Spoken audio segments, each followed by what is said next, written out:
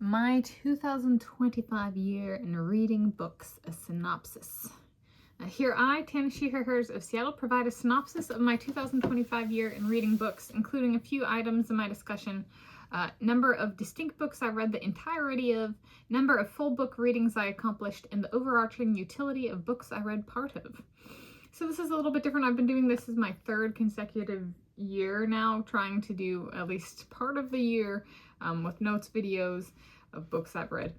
And so I've done that 2023, 2024, and now this is concluding 2025. And last year, my kind of year-end culmination was I chose some favorites, and I read a bunch of really good books this year. And I did last year as well. I was like, I'm just going to do, why don't I just do a count? And then like, was there some of the full book readings, and then there's some stuff I read, not necessarily the whole book of, but they had a utility. So numbers and meaning, purpose, I guess. So the number of distinct books I read the entirety of. So this means like I read the whole story, the whole book, and if I read a book more than once, it doesn't count twice in this category. So I read 52 books this year, which is an average of one book 1 week. There are 52 weeks in a year. Okay. The number of full book readings I accomplished. So that means if I read a book more than once, it counts here as twice because I read it more than once. Okay, so full book readings, full story readings. So 54. So I read 2 of the 52 books twice. All right. So then the last thing is the overarching utility of books I read part of. So I did actually cover these during the year. So I have the American Medical Association Family Medical Guide, and I have the Merck Manual of Medical Information.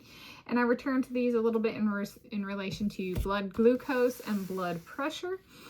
And these actually were paired with that, as well as a book I read twice, once back in March 2025, a copy from the library, and then this month, December 2025, my own personal copy that I bought on 9 December 2025.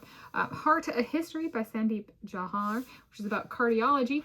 And so blood, so like thump, thump, thump, thump, blood flowing through the body has a pressure, so blood pressure. So I do self-experimentation in cardiology. And then I've been working a little bit on blood glucose, which you can kind of like think of as like, I might describe it as like a little bit of like how sticky the blood is, and flowing through the heart system.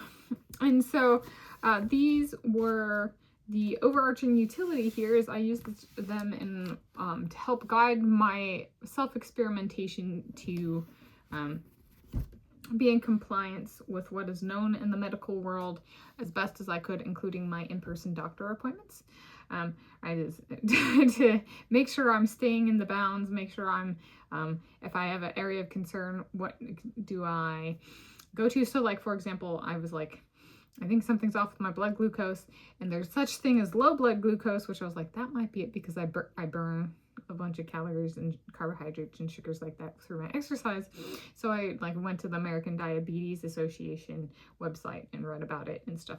And then I revisited the home manuals, so the bottom two, as well for that, and remembered kind of family members who had onset diabetes in my lifetime. And so there was very much like the at-home medical manuals in the 2018 Heart, A History book helped out with my cardiology self-experimentation. And yes, I'm doing like, especially in the blood glucose letter, a category letter category. I'm doing much improved, and these were very, very helpful. And I think they've been helpful in me trying to communicate what I'm doing as well. So there we go.